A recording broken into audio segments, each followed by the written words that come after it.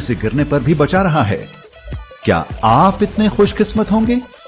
आप देख रहे हैं क्या हो अगर, और यह है क्या हो अगर आप 30,000 फीट की ऊंचाई पर एक विमान से गिर जाएं। 26 जनवरी 1972 को JAT एयरवेज की फ्लाइट 367 में एक धमाके के बाद नामुमकिन मुमकिन में बदल गया। 22 साल की एयर होस्टेस वेस्ना वुलोविच 10,000 मीटर की ऊंचाई से गिरी और बगैर पैराशूट सबसे ज्यादा ऊंचाई से गिरकर बचने का रिकॉर्ड बनाया। वो कैसे बची? क्या विमान से गिरकर बच पाने की कोई ट्रिक है? और ये कैसा महसूस होता है?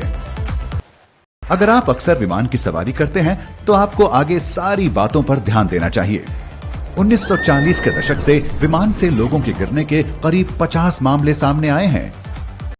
बचने वालों की किस्मत अच्छी थी कि वो किसी नर्म चीज पर गिरे, जैसे कि वेस्ना वुलोविच, जो कि धमाके के वक्त विमान के पिछले हिस्से में थी।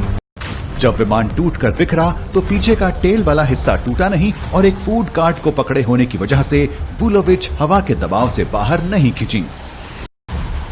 विमान की टेल चेकोस्लोवाकिया के पहाड़ों पर पड़ी गहरी बर्फ पर लैंड हुई। वेस्ना वुलोविच की कई हड्डियां टूटी, लेकिन विमान के मलबे और उस नर्म बर्फ ने उसकी जान बचा ली। बगैर पैराशूट गिरकर बचने का दूसरा वाकया 1943 में हुआ। फ्रांस के ऊपरी क्षेत्र में वायुसेना के गनर एलन मगी का विमान दुश्मन की फायरिंग का शिकार हुआ था। उनका विमान आग की लपटों में तब्दील हो गया और मगी पैराशूट ले पाने के पहले ही विमान से अलग गिर गए।